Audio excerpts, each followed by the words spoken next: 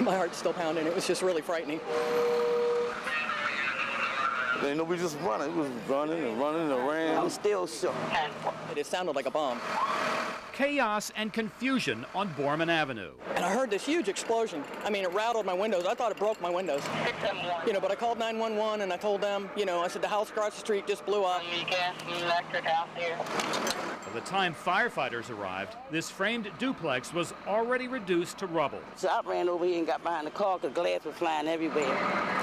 But somehow, Olivia Jones managed to escape the smoky inferno. I was literally in my kitchen washing dishes, and I heard the boom, and when I turned around, everything was caved in around me.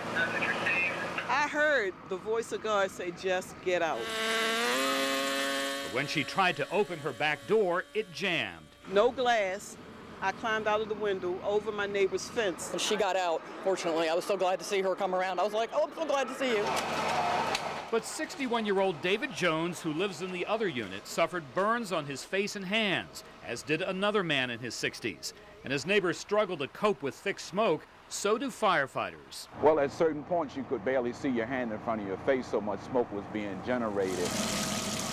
Not to mention the sweltering conditions. When it's hot like this, we always dispatch a medic unit, and they regularly and periodically check blood pressure.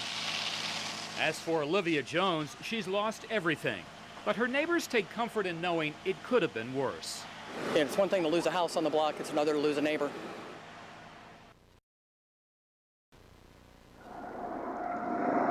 Well, it's certainly concerning that it's right behind our neighborhood. 96 around. It's obviously covering a huge area, and it's remote enough that the fire company's certainly going to have a hard time getting to it. One engine, one brush truck. Report to Division 2. It's just been working its way up the hill and across the ridge line towards us. I got my sprinklers on there just in case.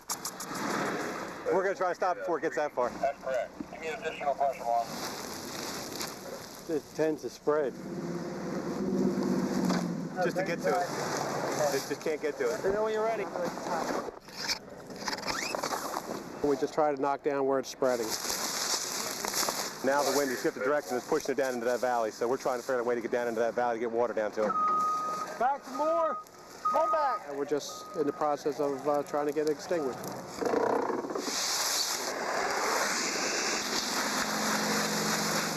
We got the whole flank on the north side knocked down, so we're getting ready to work on the south side. Hey, Pearl, we're out of water. You want to head back down and get water and come back? We're out of water. Yeah, that's the problem with these small tanks. They only hold like 60 gallons of water. Palmer County Engine 3.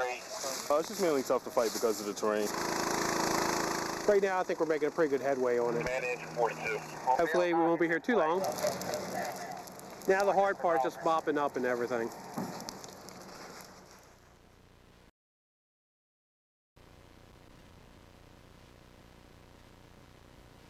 $135 for the big beads, $225 for large kosher Polish. Outside Courthouse East. And this whole thing is just completely outrageous. Everyone is anxious to hear the verdict. They got all the evidence that they need. I don't know, there's more to it than what's meeting the eye. The people who decide the verdict, what do they call the jurors? Yeah, they come here and order food. They be talking about it a lot. Jurors have been talking, deliberating for days. The 7 women and 5 men have spent hours in a jury room on the 2nd floor. And the trial's still going on. That's sad. They're trying to unanimously agree on a verdict. Adon Canella and Policarpio Espinoza are facing first-degree murder charges. The 3 children had been beaten and nearly decapitated. Jurors already told the judge they were a hung jury, but he ordered them to continue deliberations. Well, we're from Fort Lauderdale. We noticed all the trucks with the TV cameras and didn't know what was going on. People's patience is wearing thin. It's a waste of time and taxpayers' money to know when you got all the evidence to go through all this crap. Attorneys pace and people talk. And this is being dragged on, and it's terrible because there's children involved. They wait and wait some more. I can kind of imagine what the jurors got to go through right now. So why the jurors dragging their legs? They need to get it over with. $3 even. Friday, jurors will return to deliberations late at 11 a.m. because one juror has a funeral to attend. In downtown Baltimore, Kathleen Cairns, Fox 45, News at 10.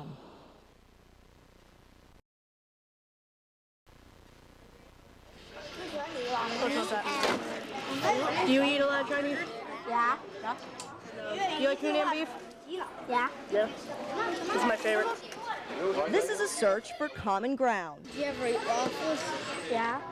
You have a McDonald's at Yeah. Their innocence I know one word. Who's a fungi? almost makes their differences invisible. That doesn't mean anything. It's a good word, okay. But these new friends are from two very different worlds. It's a lot of fun. Today, they meet at Ice World. These are the Beijing Cubs, straight from China, and they're here in America for one reason. Play hockey. The Cubs and the Baltimore Squirts are set for a continental clash. Hey guys, can I have everybody's ears for a second? But before the game in the locker rooms, You excited? Yeah! it's more like a cultural clash. The Squirts are ready to go. So we're just going to go out there, we're going to play some pond hockey, and we're going to have a good time. They're just waiting for the Cubs. And the Cubs are nowhere near ready. It's definitely a little bit louder than most normal hockey players. In China, it's custom for the parents to put on the pads. And for someone like 6-year-old Leo, Yo, what are you looking for? dressing himself is gonna take a while. Always end up with 15 pairs of skates to tie. Finally, after all the chaos, the moment of truth. Yeah, I think it's great. I think it's great for the kids to get to play people from other nations.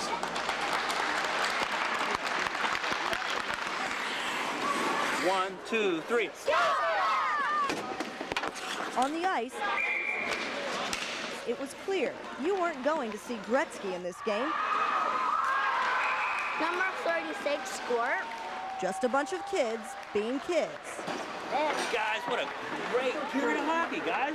Coach Nick, can I do defense next time? You scored a goal already. And parents being parents. Go to the net! 中国队加油！中国队加油！ And in the end, the score didn't matter. There was no question. Both sides had found common ground. They had it from the very beginning. It just took a little frozen water and a puck to realize just how small the world can be. Great game, guys. Thank you. In Hartford County, Amber Theo Harris, Fox 45, News at 10.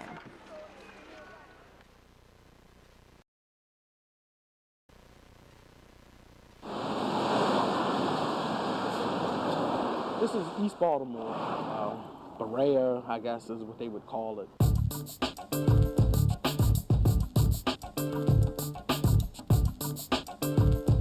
It's what happens to most inner cities. People, fall away and the neighborhood changes. We had a playground when I was young, so we had something to do all day. Now they don't have a playground, so, it's nothing left for them to do but stand on the corner.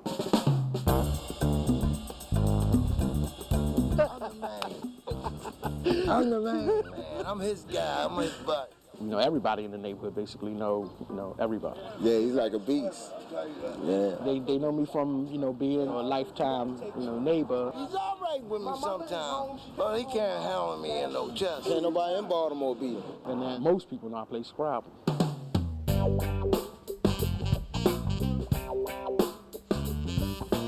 My family used to play cards, pinochle, bid whist. Lightning struck a church one night and they stopped playing cards. They went to board games. My family started playing Scrabble. I started playing with my uncle when I was like 12 to 14 and I got really good. He'll blow your wig back. He'll blow your wig off. Yeah. He flips the script. And for years they tried to get me to play in tournaments, but I resisted because there was a bunch of geeks, basically. I'm from the hood. 32, 34, 44, 42.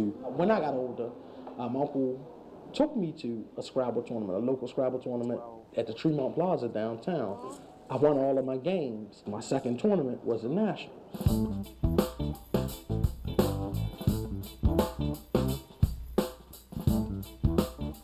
I quit a job in October of '95 to study for the '96 Nationals. 25,000 first place. I say I can win. I came in second. Scrabble didn't take off. The Scrabble scene is a joke. One of the things I'm sore about is that Scrabble is not, more prominent as a competitive endeavor. We don't get paid like we should. In 2000, I had to play matricide, MATRICIDE, to win the game and come in second in the tournament. To make that play, I got $150. Like 2 weeks before, Tiger Woods had an 18-foot putt that was worth $250,000. For, $250,000, I could make that left-handed. That's, it reflects something about society.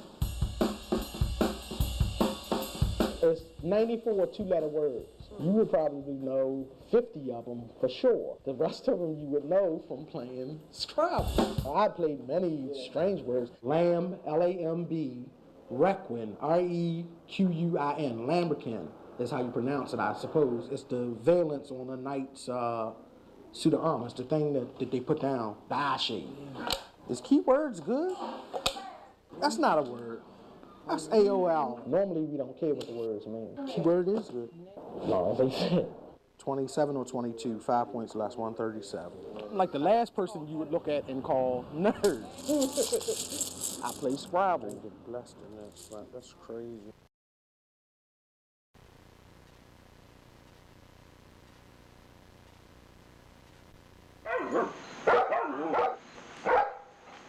You guys want to eat? Duke was adopted 7 years ago. I love this dog. He was fast. You could tell he was going to be an athletic dog. But Joyce Darrell says when Duke was a puppy, there was a freak accident. He was puppy playing, and I guess it was just reckless puppy playing. He broke his back. The vet suggested we euthanize him, and I just couldn't put a dog to sleep that was still wagging his tail. Duke is paralyzed in the rear part of his body, but is still able to maneuver around. But these animals, they get into your heart. And that's when Darrell decided she had a mission. She launched a Pets with Disabilities website and took on the task of finding homes for others, just like Duke. And I have a lot of naysayers sometimes saying that dogs should have been put to sleep, but not many, not many. And she's opened her own home as well, first to Misty, then to Maddie. She's like the independent one over there. I got you, kitty. Even her cat Josh has a lame leg. He's incredible. Duke is the top dog for the cause. I think Duke is breaking barriers with helping people understand paralysis. We're at the Calvert County Fair in Barstow, Maryland. Woohoo! And I realized that something had to be done. You got the dog a wheelchair. I guess it's a little bit unusual. I've never seen it before. Woo! Okay, good boy. Okay. It's a crippled canine crusade. Duke goes to work for the cause. Okay, go get him, Duke. Get him, Duke. A sheep herding demonstration. Come on, Duke. I didn't know you can do something like that. Come on. Come on. So their message can be heard. They don't let their disabilities get in the way of what they can do. They got them going. Get him out of the corner.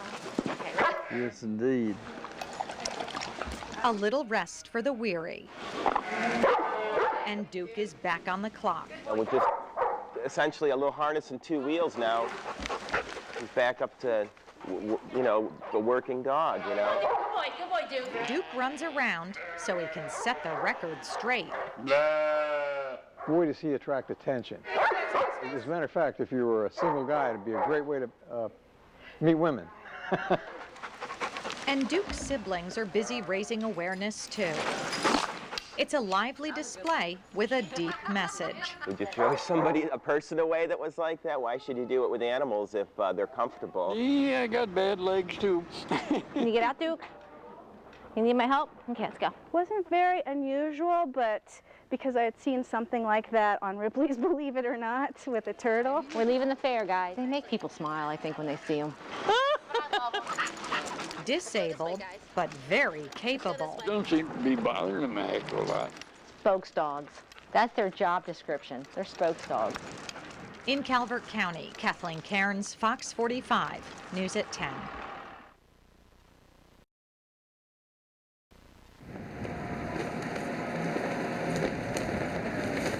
It's close to midnight in Laurel. All right, come on, fellas.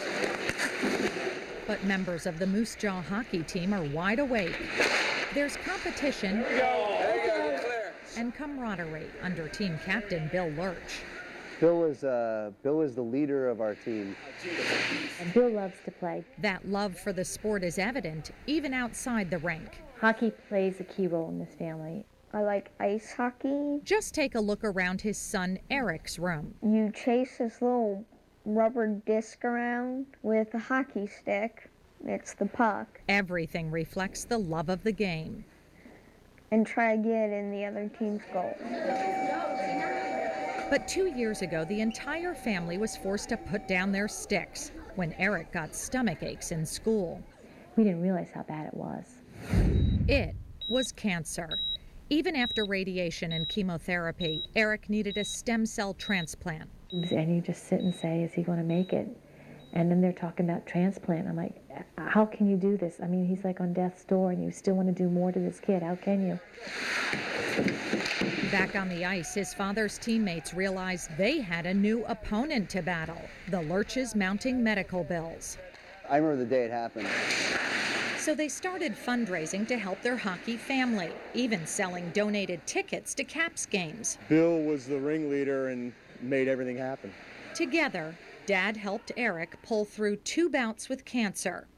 Life at the Lurches seemed almost normal. So October 9th, Bill got back on the ice again. But 7 minutes into the game, he came off the ice. One of his teammates said, "Are you okay?" He said, "I feel great." And no sooner he said that, he fell off the bench. He died playing hockey.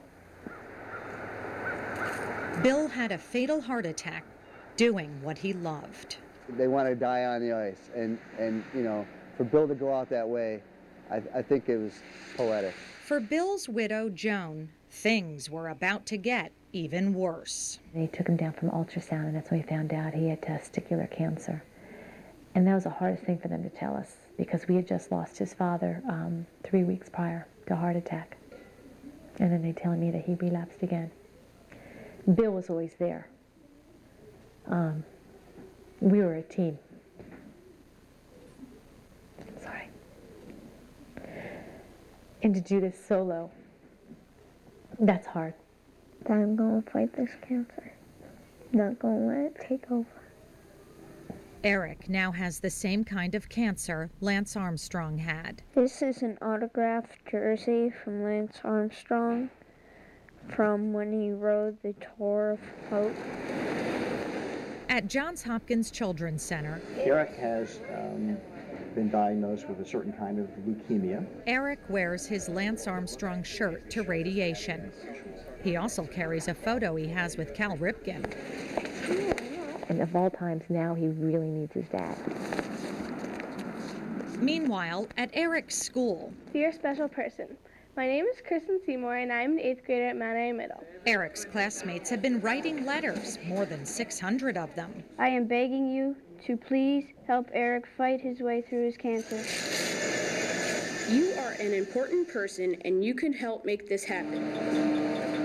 They hope to inspire Eric with one particular hero. We were thinking of asking Lance Armstrong to help bring up Eric's spirit. I really want Lance to come visit Eric and just give him some words of encouragement. Please come and help me help Eric. Obviously, we'd love to have Lance Armstrong meet with Eric.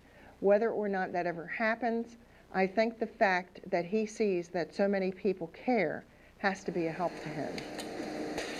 Eric finishes radiation. His dad's photo is never far from his side. But Eric knows chemotherapy will be more of an uphill battle. It's helped a lot with having the Lance Armstrong jersey every time we come in here. But Lance didn't come to Baltimore. Nice to meet you. Eric and his mom went to Lance. I asked him a question, and what did he eat when he was going through it? He said a lot of donuts. Armstrong was in Las Vegas for a cancer fundraiser and invited the Lurches. We talked for a little while, and he signed this hat. It says, "Poor Eric, so nice to finally meet you. Live strong, Lance Armstrong." They swapped cancer stories. I'm gonna fight through it. Hopefully this will be the last time. Armstrong's fiancée, Cheryl Crow, even shot the Lurches' home video. So, Eric, did you watch the Tour de France? Look, she's filming. Eric left the meeting with soft-spoken gratitude. Meeting Lance Armstrong gave me a lot of hope from all what he went through and seeing how strong he is now. If he could do that, I can do this. That evening, at a gala, there was one more surprise. I've just met the most fantastic person tonight before I got here. His name is Eric. A 13th birthday gift he'll never forget. Happy birthday to you. Eric now has several keepsakes. You can only get the white tiger, Build-A-Bear, in Las Vegas. 2 Lance Armstrong bears. Its name is Miracle. 1 for home and 1 for school. It was a miracle I was able to meet Lance. But his most treasured bear. And I built this one, and I named it after my dad. My hero? Eric's heroes. 1, of course, my dad. Lance Armstrong. Cal Ripken. But his dad always gets top billing. He's a hockey player, resembling my dad. It's a good luck charm. As for the Moose Jaws, well, they've retired Bill's number and now wear it proudly on their uniforms. 13 is a lucky number for us. It is. They plan to make sure the scoreboard ends up in Eric Lurch's favor. The whole effort now is about helping the family. Heroes, not as famous, but just as good. That kind of camaraderie of a team of guys playing hockey, you don't find that in regular, normal life. It's special. In Laurel, Kathleen Cairns, Fox 45, News at 10.